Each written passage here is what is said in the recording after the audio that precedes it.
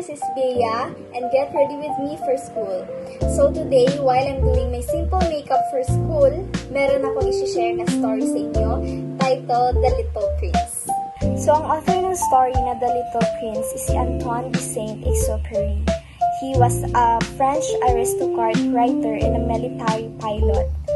Antoine de Saint's life was filled with adventure and aviation, experiences that heavily influenced his writing. He was a pioneer of commercial aviation, flying during the Spanish Civil War and the World War II. So the story starts with a pilot na na-stranded doon sa isang desert. Kasi tinatry niya na i-fix yung kanyang plane. And then one day, merong lumapit sa kanya na bata, na isang blonde hair na bata, na nagtatry na magpa-drawing sa kanya ng ship. And then nagulat yung pilot, bakit nagpapadrawing yung bata sa kanya ng ship, pero dinrawing niya pa rin. And then, nung natapos niya na drawing, hindi na satisfy yung bata. So, nagpa-drawing ulit na yung bata ng ibang drawing. So, yung bata na yun yung Little Prince. So, yung Little Prince is galing siya sa isang small planet and nagpasya siya to leave his asteroid to explore the universe. Yung home ng bata is surrounded by roses, volcanoes, and unique tree. He loves a rose on his planet deeply, but she is vain and demanding. Nung nag-visit siya sa mga planets, meron siyang mga na-encounter na iba't ibang character. Meron siyang na-meet na isang king who believes that he reigns everything. The prince learns that the power of authority can be misused. Sa second planet naman, na-meet niya doon ay isang vain man who only cares about being admired. Na-learn ng prince sa planet na yon that vanity can be blinding. Na-meet niya din ng isang drinker who only drinks to forget his shame.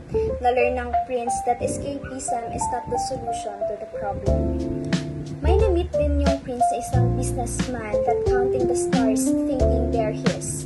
Na-learn ng prince na material possession don't bring happiness. May na-meet din yung prince na isang lamplighter who faithfully follows orders. Na-learn ng prince sa kanya that dedication can be blind. He also met a geographer who write about the world but has never explored it. Na-learn ng prince that knowledge without experience is incomplete. Nung nasa Earth pa siya, meron siyang na-encounter na isang fox who teaches him the importance of friendship. The fox shows the beauty of simple things, and the fox explained that true love is about understanding and sharing moments. Nung nasa Earth pa siya, meron siyang nakita doon na isang rose na similar doon sa rose niya. But then, na-realize niya na unique yung rose niya, and na-realize niya that friendship makes life valuable. Sobrang nagustuhan ko yung story. It's because we were once like the prince.